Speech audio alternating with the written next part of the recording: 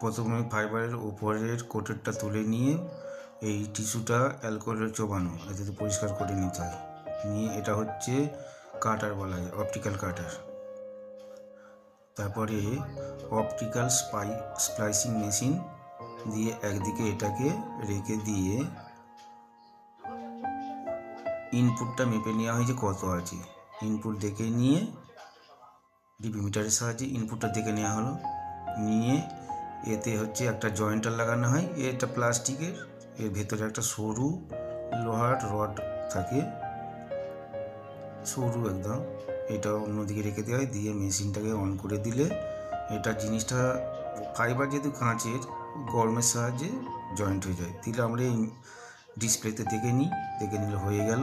এবারে আমাদের জয়েন্ট বক্সে এগুলো ভালোভাবে গুছিয়ে নিয়ে তারপরে উপরে স্ক্রু দিয়ে